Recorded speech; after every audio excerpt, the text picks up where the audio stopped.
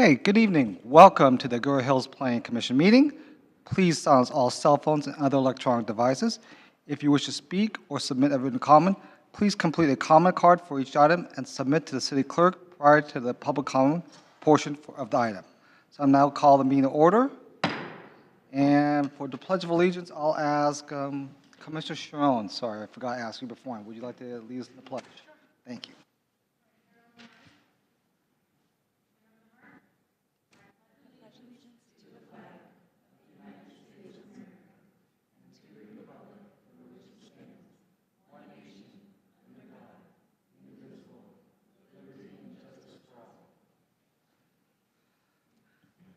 Thank you. And I'm going to defer to Kimberly for the roll call.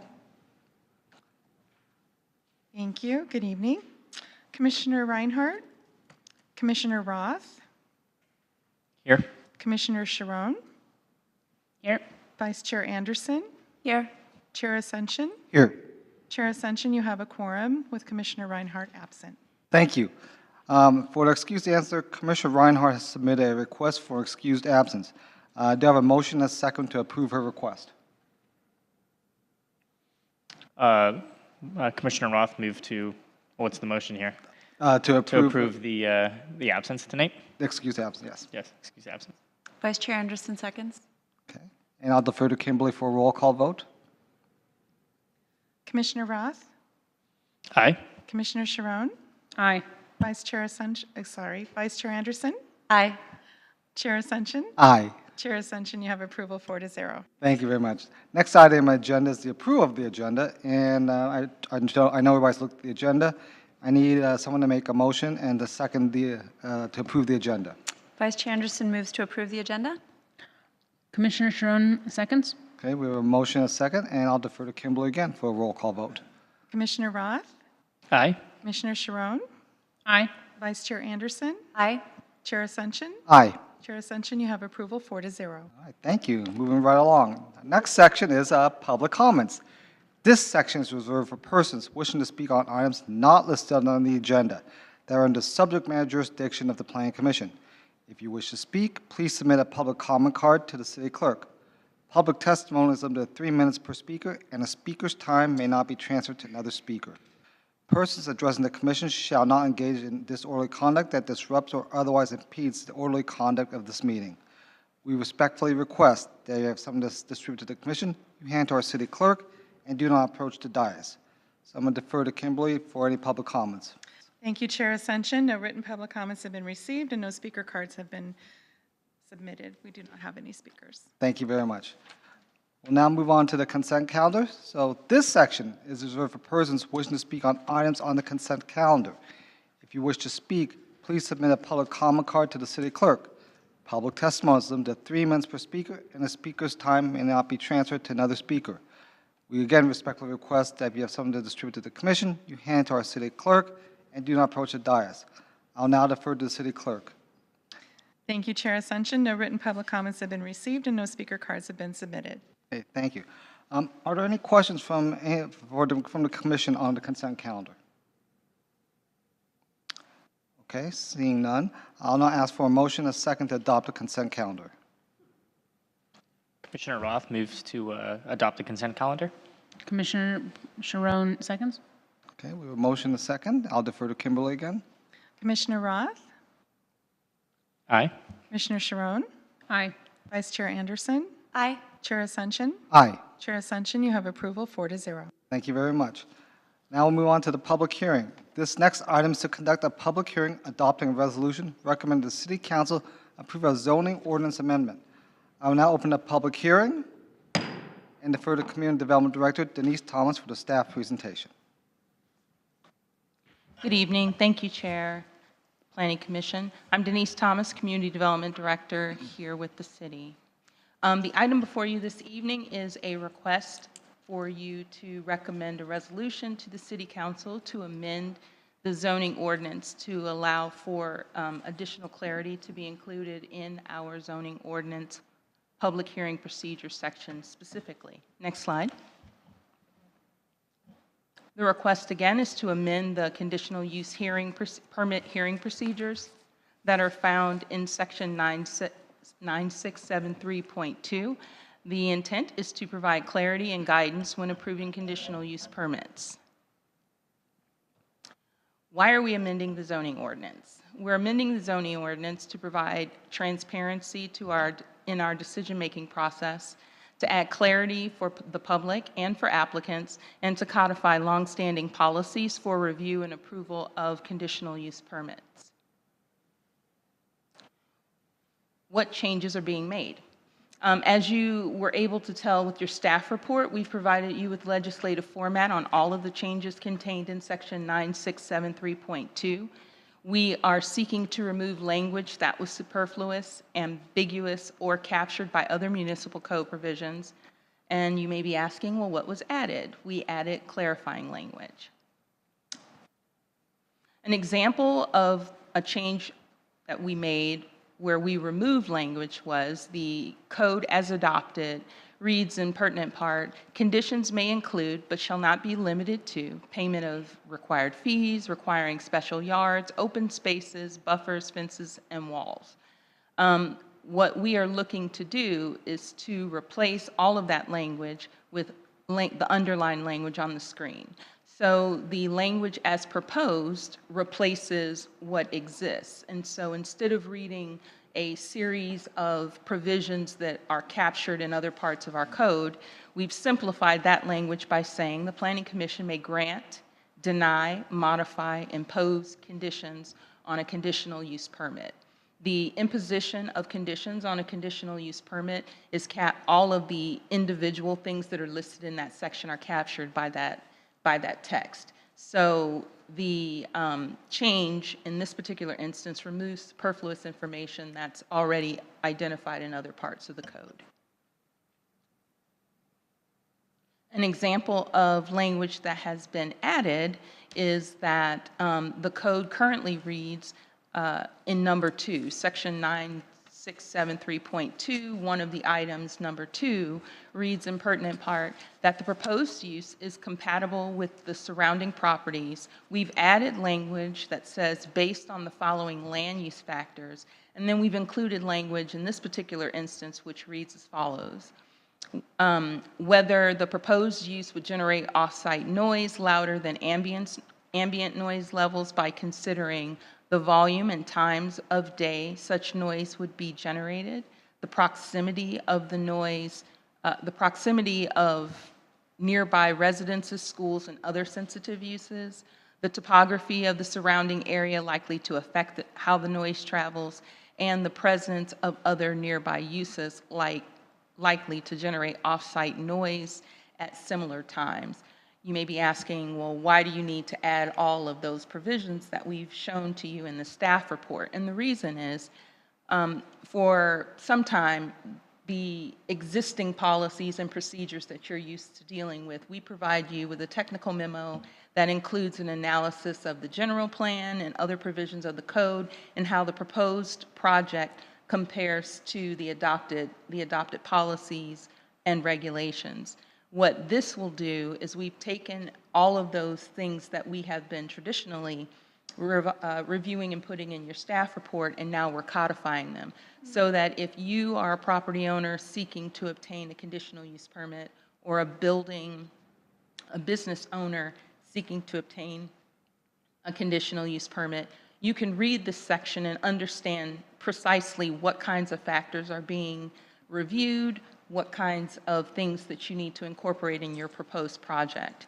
I'm available to go through every proposed change in the staff report if you find it necessary, but I just gave you a couple of examples of why we removed language and why we added language, just to give you an idea of what the proposal is. Next slide.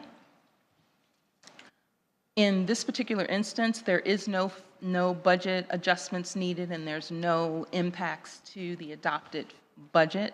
The only cost associated with preparing this is the cost for review, and we already had budgeted reviews for all of our meetings, and so there's no additional cost associated with this review. Next slide, please.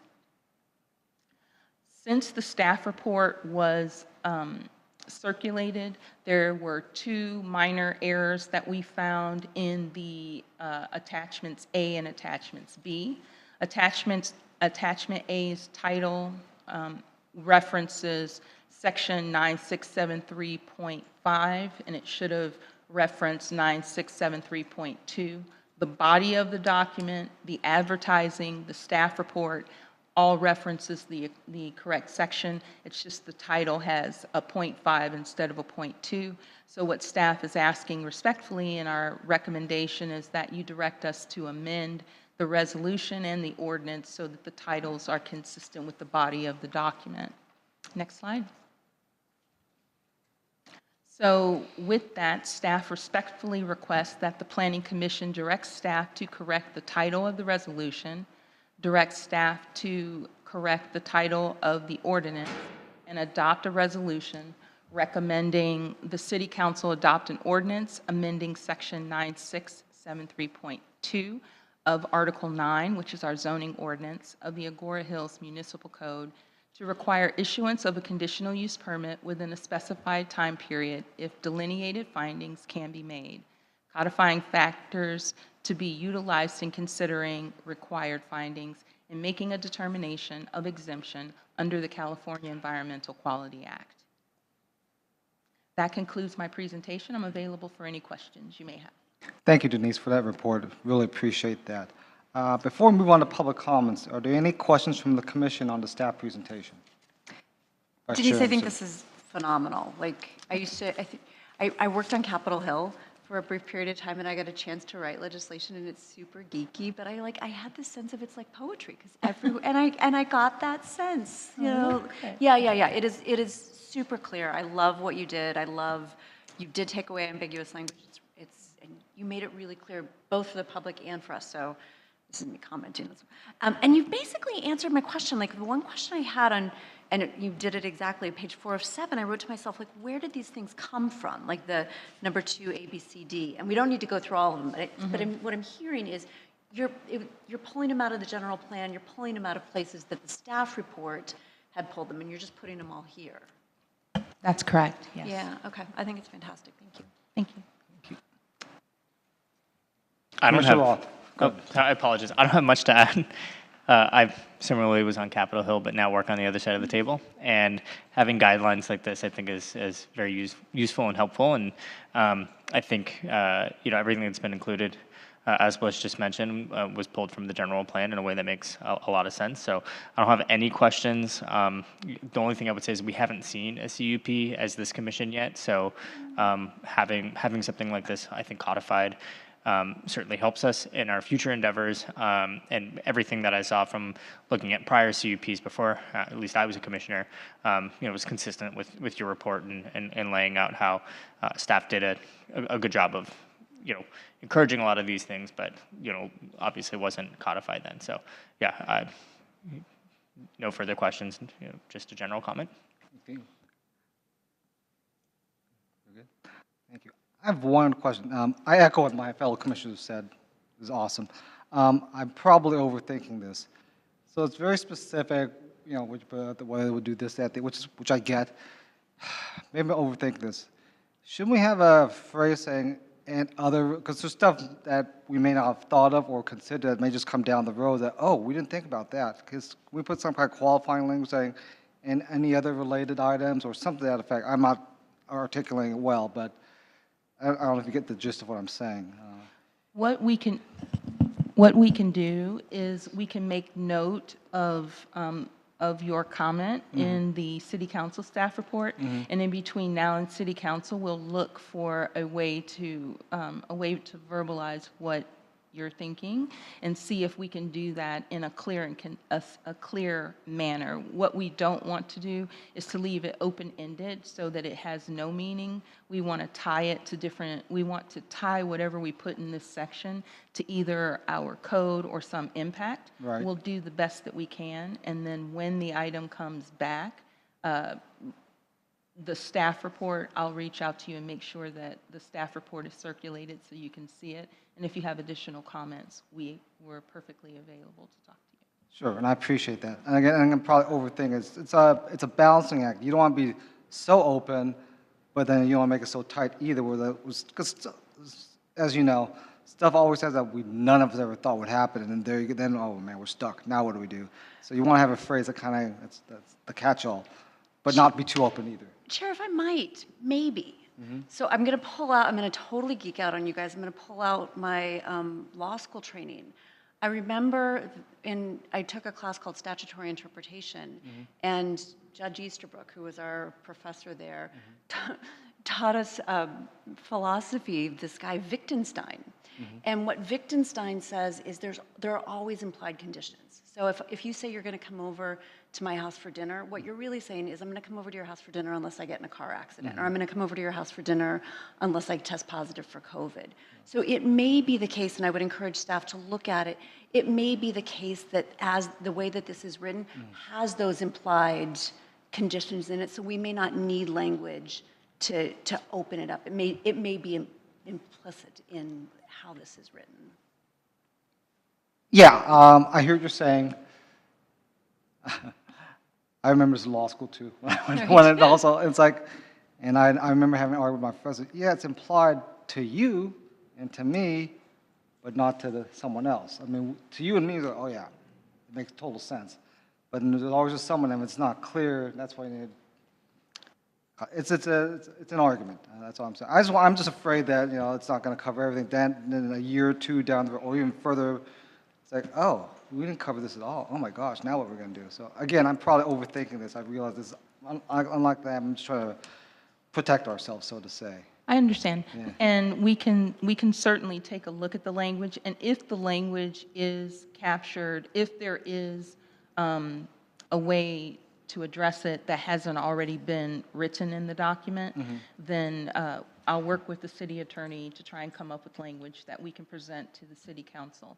If there is language, or if the city attorney believes that we have the ability to be nimble and capture things that perhaps we hadn't thought of, then I'll have a conversation with you. I'll call you and let you know. That's fine. And see if the provision that they're telling me is the provision would cover it. But either way, your feedback will be included in the city council report. Thank you. And I appreciate your indulgence. I appreciate everybody's indulgence. This is my overthinking about this whole thing. So I think it's a good idea. I think it's worth looking into. thank you very much.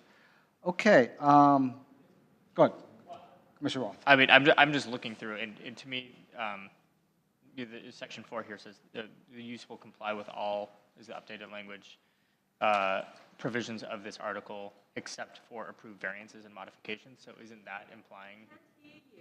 Oh, I apologize. The except for approved variances and modifications to me seems like it gives that flexibility to be able to provide an exemption later should something be missed.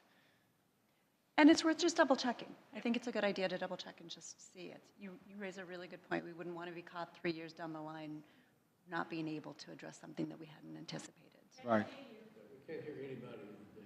Oh, sorry. We just have to have this closer to our mouths, huh? I was saying that I'm glad that Chair Asuncion raised it so that we can just be taking a look at it and make sure. So, what I'm hearing, though, is that we need to be specific, but then CUPs do come to the commission, and that is where we, determine those things that are not addressed necessarily. Can you speak into the microphone so we can hear? Yeah. So that's kind of where I'm leaning towards. Like, the language isn't necessary because what was the word that you used? The conditions will be addressed at the commission. So that's where I'm kind of leaning towards. That's fair. That's fair. There is a provision, one of the provisions, in fact, the one that I read, number 2, does give you the ability to condition projects. So if there's some unique impact that, and you know this, you've been on the commission for a very long time. If there are unique, Date me now. if there are unique impacts that you see and you believe those impacts can mitigate a project to a point where the project can be approved and exist in whatever location they want, you have the ability as the Planning Commission to impose that type of condition. But that won't stop me from checking on your answer. Okay. Thank you. And again, I appreciate that. Commissioner Sherman, go ahead. That's what I was trying to say. You said it a lot better than I did. Yeah. Thank you. Yeah. So, I mean, and if you look at it and you feel like, no, this is sufficient, this is fine, then that's cool. I'm good with that. As, go ahead. You want to do it? Yeah.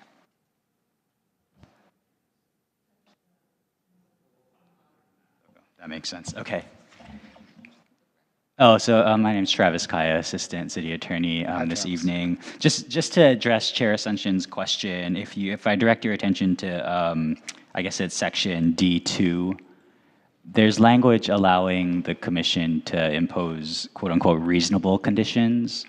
And then there's a sort of without limitations clause there that would give you a little bit of space. But again, we want to make sure that the ordinance is clear and that there are very specific things that applicants know to comply with. Right. Thank you. Thank you for the clarification on that. Any other questions from the commission? I'm done. Thank you. Again, I thank you all. Okay, moving on here. So this section is now reserved for public comment. If you wish to speak, please submit a public comment card to the city clerk. Public testimony is limited to 3 minutes per speaker, and a speaker's time may not be transferred to another speaker. We respectfully request that if you have something to distribute to the commission, hand to our city clerk and do not approach the dais. So the public hearing is open. I will now defer to the city clerk for public comments. Thank you, Chair Ascension. No written public comments have been received and no speaker cards have been submitted. Okay, very good. So before closing this public hearing, do any commissioners have any further questions of staff? No. None? Okay. None? Okay. Okay, there being no further questions, I will now close the public hearing. And before we move on to deliberations, does any commissioner have any further comments? Okay, so we'll now move on to deliberations. Let's start with Commissioner Roth. Yeah, I mean, I think as I indicated, it seems reasonable. I can understand why the city is setting a lot of guidelines around this process for us and for future commissions, which I think is reasonable and makes sense. I can rationalize all these findings and agree with them. So I think I made it fairly clear that that I think this is well thought out and constructed. As usual, you all do a phenomenal job. So I'll keep my comments light. Thank you. Vice Chair Anderson. And I too think that this is fantastic. Thank you for taking the time and effort to clean up that language and make it more clear for us and for the public. Commissioner Sharon. Yes, I'll echo what everyone has said. It's well thought out, and it fits the city. Thank you. Okay. And I want to echo everything my fellow commissioners have said. This is great. I'm glad this is being done, and I can make all the findings and whatnot. So, are there any further comments before I call for a vote? Seeing none, I will now call for a motion and a second to approve the staff recommendation. I move to make the motion. I didn't catch the two additional ones. I know the first one was for us to recommend that staff amend the title of. Yeah. So Commissioner Roth moves to request that the Planning Commission direct staff to correct the title of the resolution, direct staff to correct the title of the ordinance, and adopt a resolution recommending the City Council adopt an ordinance amending Section 9673.2 of Article 9 zoning of the Agoura Hills Municipal Code to require issuance of a conditional use permit within a specified time period if delineated findings can be made, codifying factors to be utilized in considering required findings and making a determination of exemption under CEQA. That was a mouthful. Thank you. Do I have a second? Commissioner Sharon, seconds. Okay, so we have a motion and a second. I'm going to defer to Kimberly for the roll call vote. Commissioner Roth, Aye. Commissioner Sharon, Aye. Vice Chair Anderson, Aye. Chair Ascension. Aye. Chair Ascension, you have approval 4-0. Thank you very much. We'll move on to the next item of the agenda, Commission staff comments. Are there any comments from staff? It's good to see you. Denise Thomas, Community Development Director. I know it's been a while since we've all gotten together, and it's good to see you all here, and thank you so much for taking the time to deliberate. Thank you very much. Nothing? Okay. You sure, Robbie? All right. I do have something Ah, else. yes. Since we last met, Robbie has been promoted. So Jessica Clevenger, her husband is retiring, and so Jessica decided to take another position that would allow her to be with her husband in his retirement. And we recruited, and we went out, and we had lots of people come and apply, but Robbie was the winner. We ended up promoting Robbie to our new principal planner. And we backfilled Robbie's position with the gentleman who was second out of the interview panel. His name is Gene Burse, and he's now our senior planner. He comes to us from the city of Ventura. He'll be in front of you for policy kinds of things, but he is handling the role that Robbie used to play, which was ministerial, all the ministerial actions. That's what Gene will be doing, but there are a couple of code amendments that Gene will come, so you'll get an opportunity to work with him. Thank you. Wonderful, wonderful. Robbie, our congratulations to you. Well deserved. Thank you, really appreciate it. Okay, no problem. Are there any comments from the Planning Commission? Okay. Nice to see everyone. Happy Halloween earlier this week, and it's just great to be back in chambers. I want to echo those comments. It's great to see all of you, and yeah, it's fantastic. So, with that, move to adjournment. The regular meetings of the Planning Commission for November 16, 2023, and December 7, 2023 have been canceled. The next regular Planning Commission meeting is scheduled for 6:30 p.m. on Thursday, December 21, 2023, in the council chambers of the Civic Center. Members of the public will have the opportunity to participate in person in the council chambers. At this time, we will adjourn tonight's meeting. Will the maker of the motion second to adjourn, and please state your names. Vice Chair Anderson moves to adjourn. We have a motion. Commissioner Roth seconds. We have a motion and a second, and I'll go to Kimberly for the roll call vote. Commissioner Roth, Aye. Commissioner Sharon, Aye. Vice Chair Anderson, Aye. Chair Ascension. Aye. Chair Ascension, you have approval 4-0. Thank you very much, and this meeting is now adjourned.